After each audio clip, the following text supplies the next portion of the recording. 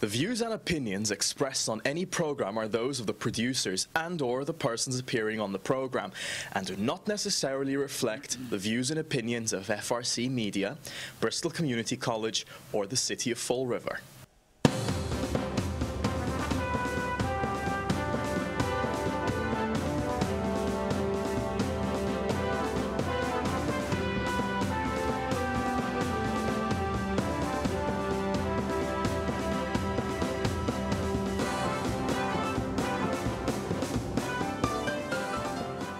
Well, hello. Welcome to Spindle City Straight Talk. I'm Chip. And I'm CJ. And it's Monday, another beginning of a week in the Riv. And we're back on the air, I've been told. I know during the weekend we were off. A lot of people were concerned, but thanks to Keith up there in the big man's booth, office. we're back. We're back on the air, I think. So you won't have to wait. You won't have to wait till 5 o'clock or YouTube.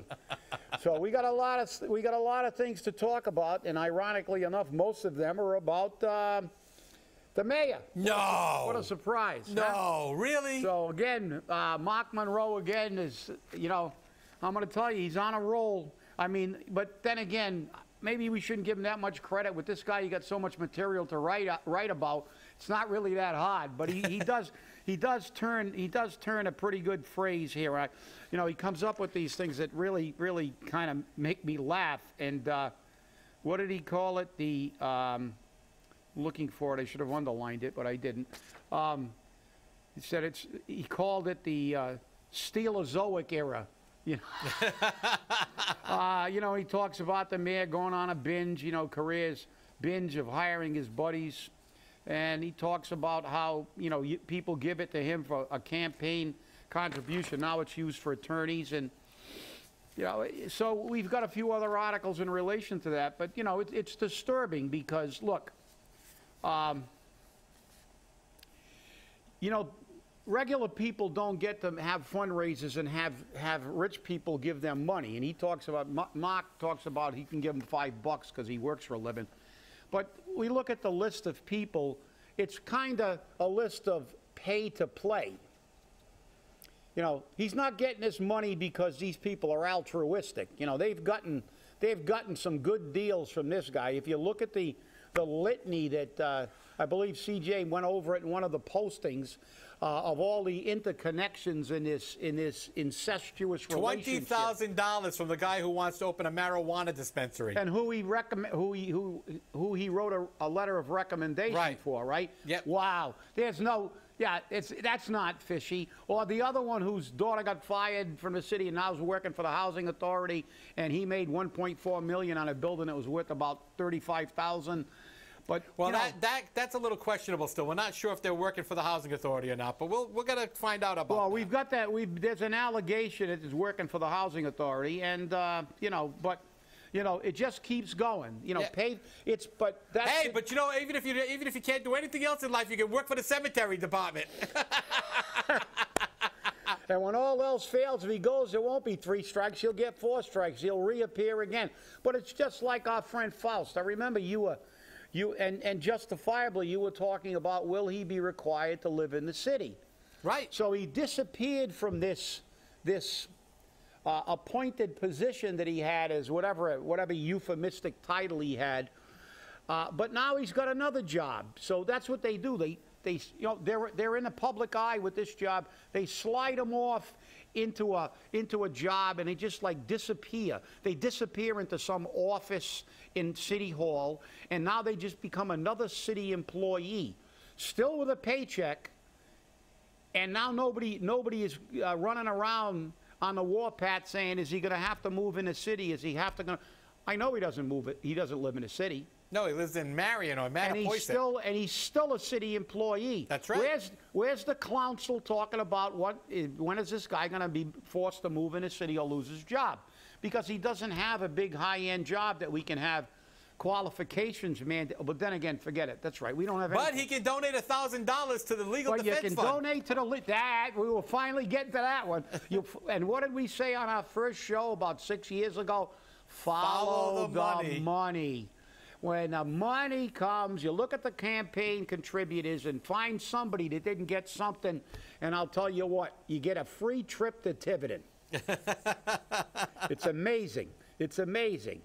And they have the list, the list is finally out, and they're all getting something, and if they haven't gotten it yet, they're looking for something down the line, and they know this is the way to grease. But here's what everyone in Fall River forgot about, and Marc brings it up in his column. Okay, since this mayor's been hired, okay, he has hired every one of his buddies since day one, and now we have allegations that David Hebert's getting some money. Yep. Out of DPW. Yeah. Or DCM, or whatever you want to call it. Like he needs it. He's a big, giant property owner who was in arrears of his taxes to this guy. And there's still questions about him paying the taxes. Didn't some time ago, a long time ago right now, in the scheme of city politics, because a day is like dog years, in politics, because the memory goes so quickly. Didn't somebody ask to see the check that they paid the taxes with? Yep, and nobody's ever seen it. Was never, ever found. Never been seen. Never been seen. So there's a question about that. It's just a question. And I know the answer that was given to me by corporate counsel was, we have to protect the taxpayers' rights to privacy. You don't protect my rights to privacy. But as I said, didn't this mayor, when he first ran, the first campaign way back when was to downsize city government, to downsize the mayor's office, to get rid of all the, the fluorescent, the extraneous people that weren't necessary, no more nepotism jobs. But guess what? The first thing he did was hire all his buddies. Yeah, and it's and put them on boards and commissions and. But that's the irony. And look, we're not gonna make this like this is. And even Marc says this is something that always happens, but not to this degree, and not to the extent of the total lack of even attempting to try to cover it up by saying the person's qualified. It's just put them in a position. I don't care. We're not even going to talk about qualifications. We're not even going to post it and pretend there's a bidding process or doing anything. We're just going to throw these people in because they're our friends or they give us money, and that's the way it is. And I've never seen it. And I've been involved in politics a very, very long time in this community. I've gone through, I don't know how many mayors, going a long time ago, all the way back to Carlton, I guess when I took over the Union, Carlton Viveris was the mayor. And there's been quite a few mayors since Carlton. And I'll tell you, I saw a lot of political appointments, but they were normally lower level, one for the mayor, one for the school department, one for the mayor, one for the other department. But this is unprecedented. I mean, and the lack of consideration for even the people's opinion on, look, try to cover it up. I remember one time that former Mayor Viveris actually had an entire city reorganization, and a lot of that reorganization was to justify pay raises and positions for his friends. But at least there was some kind of smokescreen put up, not to say, he didn't get up and basically say what this says. Hey, this is nepotism. This is this is patronage. I don't care. I'm the mayor, and I can do anything I want. And that's the thing that's really disturbing. And it's always about. And then they get money and pay raises, and they never go away. It's crazy. And then we got this other article about the mayor's calling for the redevelopment authority to take over economic development. So does that mean Kathy Ann Viveris loses her stipend for economic development work? God forbid. Does that mean that Monica is going to get another stipend? Because in addition to, she's already been assigned, supposedly, whether it's legal or illegal, we still haven't determined that, to work with or for the redevelopment authority, and she's going to be reimbursed by them, which implies that she's working for them, but she's not really working for them. She's working for the city, but they're paying her salary. And now is she full-time and part-time, or part-time and full-time? Actually, Monica's being reimbursed by this community development agency, not the RDA, the CDA. There's a difference there. The CDA is supposed to reimburse her for reaching out to businesses for their facades. Yeah, but the CDA is still federal money. Right. That's the key. The key is it's federal money. So she's working for the city of Fall River. 9 to 5 or 8:30 to 4:30, yeah, whatever it 9 is. to 5, 8 to 4 or whatever. And then she's also now being reimbursed for this job by a federal agency. So technically, when you pay somebody, they're working for you. I mean, the last time I checked, if I had a liaison from another company come down, I didn't pay a salary. You know, when a fire department had people down bidding on fire apparatus to see which apparatus we were going to purchase, we didn't pay their stipends. And if they sold the apparatus to us, we didn't pay their commission.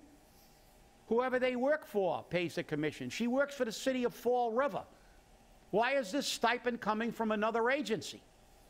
And we went through that with Mayor Lambert and his chief of staff. And it was ruled not to be appropriate. But again, who cares? Welcome to Fall River. Now we want the redevelopment authority to take it over. And how long has this been going on where we technically haven't had any economic development? And we know how they do it. How they do it in this city. They're not going to look at what they actually did and it's going to work in Rhode Island for long-term employment. Have apprenticeship programs like they just announced, 1,300 jobs with electric boat by having, you know, and they've done it before. If you remember a few years ago on this show, we talked about they were schooling people in welding so they could go work at electric boat and other places. Because now they're building an entire new fleet, a new class of nuclear subs. Yeah. It's billions and billions, hundreds of billions of dollars in contracts. And so these jobs are long-term and good paying. And it does, because if you got a job that can be replaced by a robot or a chimpanzee, you know, or somebody in Bangladesh, you're toast. You're not gonna retire from that job. You probably won't have it in a year or two. And, you know, but this is for, you know, welcome to the Riv, and then we all bemoan the answer. Oh, the unemployment rate. Oh, it's terrible. Oh, let's do economic development. And what's your version of economic development? Screw the taxpayers with more TIFs, so we have to pay their taxes, let them come in, exhaust their TIFs, and then bail out. Yep. And then all these people, the few people that they hired, and I say few, very few, working for barely minimum wage, they'll all be gone. They'll be out in the unemployment line. Then our reps and our council and everybody can say, send a letter to Trump. Send a letter to Trump. This is terrible. Well, you know, you brought it on yourself. You know, you're like the kid that sticks his hand on a stove. If you're smart enough not to do that again, you don't get burnt. How many times has this happened in Fall River? You guys, try putting your face on a stove. That might wake you up instead of your hand. I'm sorry. Well, you know, one of our viewers just sent us a message, Dave, and he says, we need him on the show to explain himself. He's tired of all the negative, then come out public and explain himself. And the budget isn't out yet, and I wouldn't be surprised if salaries all go up. Good guess, Dave. Dave. Good guess. I'm telling you. You know, Yeah, well, but you know, nobody watches the show, right, Dave? Nobody yeah. watches the show. But, yeah, you know, it's just a litany. It's just one thing after another, after another, after another, and all shady deals and things that smack of impropriety. Now, we're not, look, you know, there are a lot of these things that are alleged, but guess what? As I said on a show, a very good friend of mine who was to me a really great case of Fall River.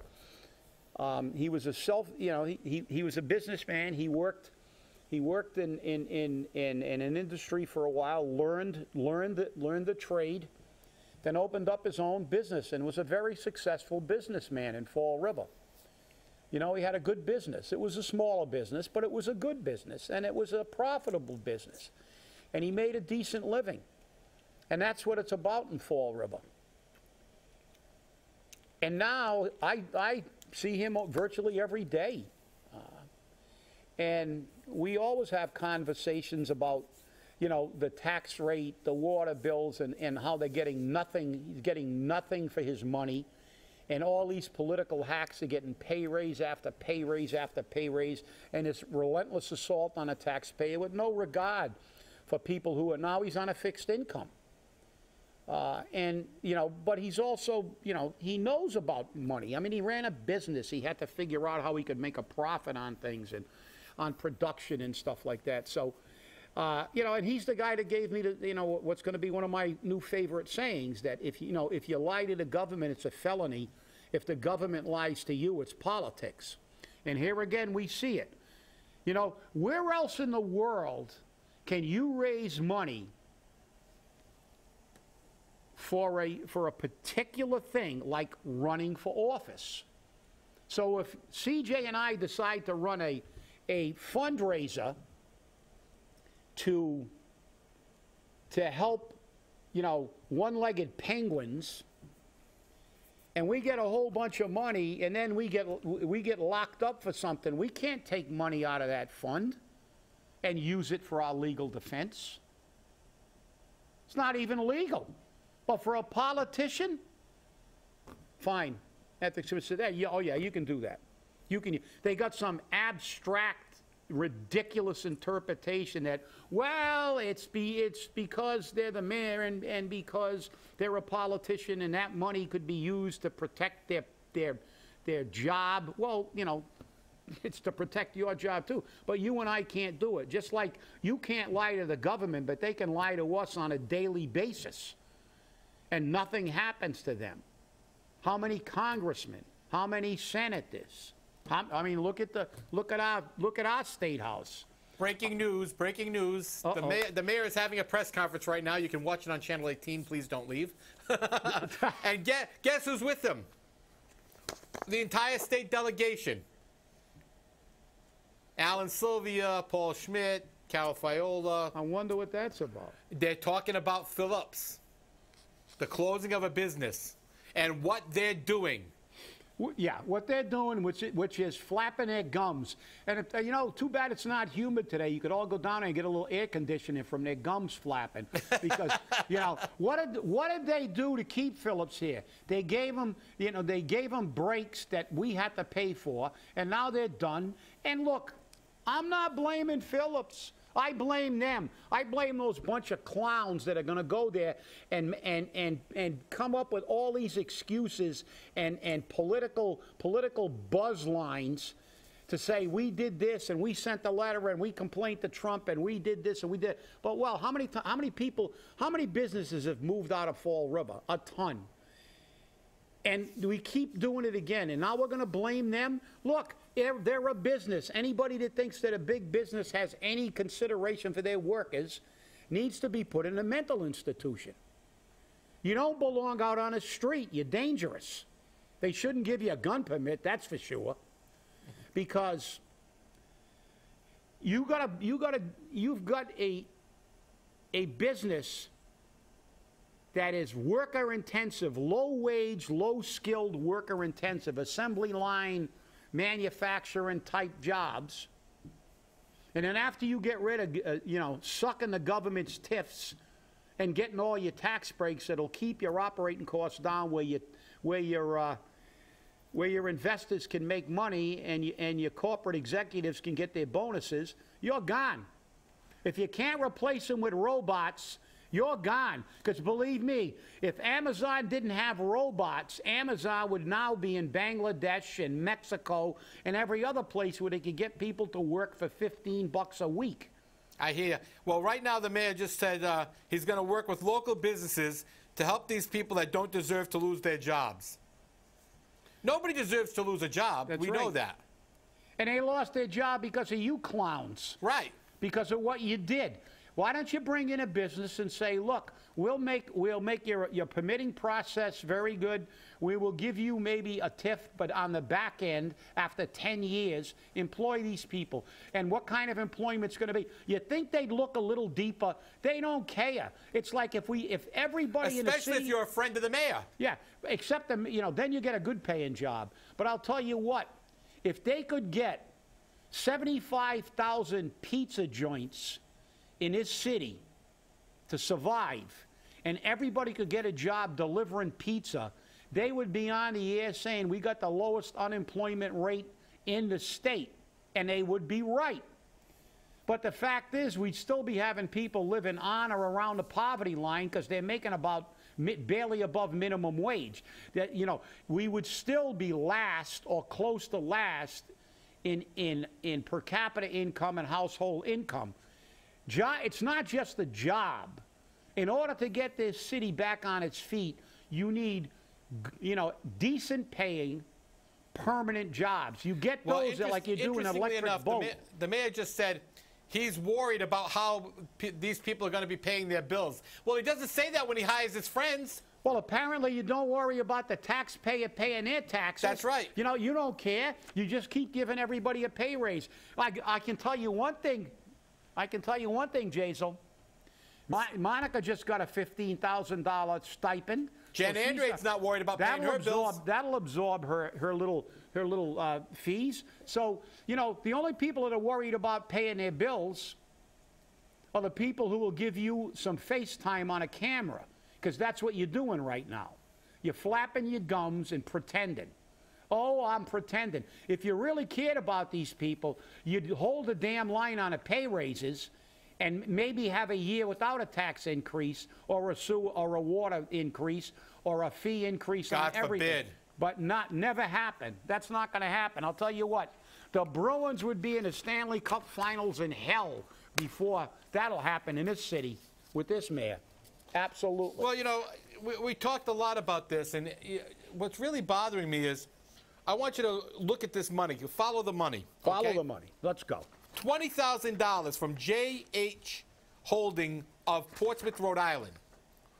And according to the application with the Executive Office of Health and Human Services Medical Marijuana Program, Jeffrey Johnson, a managing member of J.H. Holdings, who is also the Chief Financial Officer, Treasurer, Clerk, and Director of Northeast Alternatives.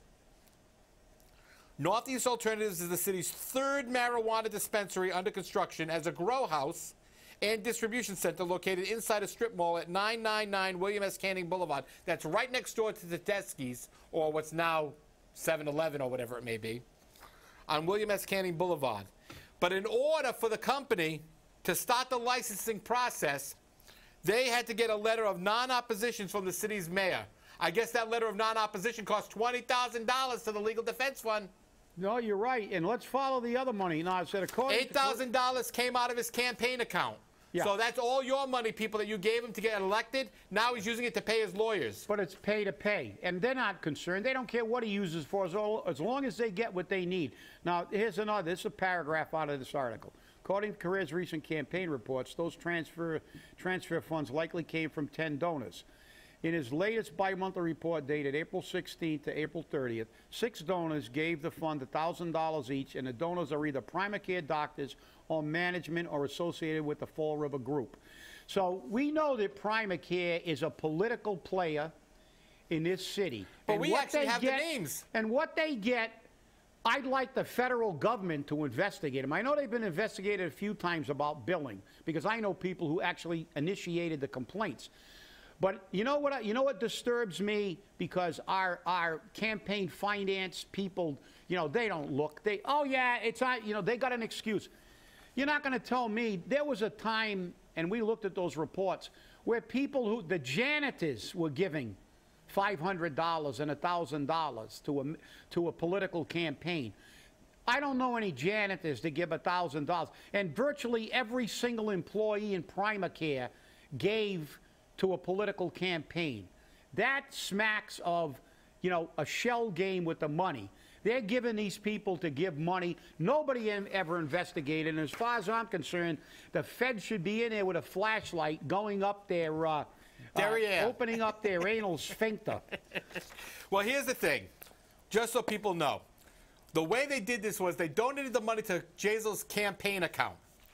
$1,000 from each of the donors, and those donors, all given on March 17th, were Robert Corey, Dur Kidwai, Richard Matus, who is the CFO or CEO of Primacare, Manuela Mendez, Frederick Schnoor, who is a doctor, GI doctor, and Ehab Soriel, another doctor at Primacare.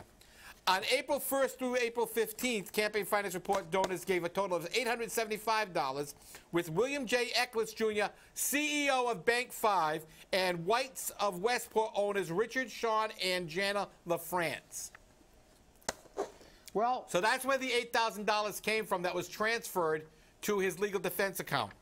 Also contributing to the Jazel Korea Legal Defense Fund was Sabre Investments, Sabre Auto Body, $2,500. 11th Street Associates of New Bedford, $2,000. And of course, Stephen Pimentel, co-owner of a medical marijuana facility, Canatech, $1,500. And of course, Faust Fiore gave $1,000. well, we don't have to investigate why Faust gave it. We know what he's doing. He's walking around with his first real permanent job in a long time. But these other people should be investigated. I mean, you know, you let this stuff go, but there should be questions because every single one of these people, number one, have been around forever. Bill Eccles has been around forever. He's been a player in the game, you know. And the reality is that all these people, whites, you know, they're all things like this, and they dig into it. They get some computer expert to look for offshore accounts or deals that were made through shell companies, and they bring them to justice. Well, You know that's fake. Guess what? That's only on TV. In the Riv, it's, you know, in the Riv, it is what it is. You can look at these names and you can go back. Look, I can go back to the and get some of these names or their fathers or somebody in their family who were making donations in the Carlton Viveris administration in the 80s. You know, it's the same people. And every once in a while you get a new one that finds access to the trough. But then that name will live now again because they never leave. It's kind of like when They're ticks. Well, yeah, they're ticks. It's like now Faust's got a job in City Hall. He's no longer a mayoral appointee. He's got a city position. And now when a new mayor gets in, he'll just forget he exists. And he'll just stay there and collect a paycheck until whatever. And that's one of the problems. Taxpayers. That's one of the problems. That, you know, what is it that Shakespeare said? You know, the good that men do is often interred with their bone, but the evil they do lives on. Well, these jobs live on forever. Most of these jobs live on forever. Maybe the law department will get cleaned out and other politically connected people with the new mayor will go into that law department. Maybe some of the chief of staff will change. But these other people that got hired and slid into DCM, got slid into the assessor's office, got slid into all these other, they're staying. They're staying. And they're going to collect a paycheck forever. Because they just disappear. They just become part of the woodwork down there, and never to be heard from again. And so the only thing they'll benefit down the road is when Jazel's no longer mayor, they won't be required to buy tickets to his Christmas party or donate to his campaign fund because he'll be long gone. And the new mayor, they don't know anything to because now they're a city employee. So the hell with it. Now they're skating well. They always skate well. That's right. That's the nature of the business. That should be a commercial. You want a job in Fall River? Skate well. That's right. You know. Kiss the mayor's derriere and skate well. And you too will have a cushy job doing nothing. Well, hey, if you guys want to laugh, go look at the press conference and listen to the BS that they're going to sling. But if you're not, stay angry, and we'll see you on Wednesday. We'll see you Wednesday, everybody. Have a great day.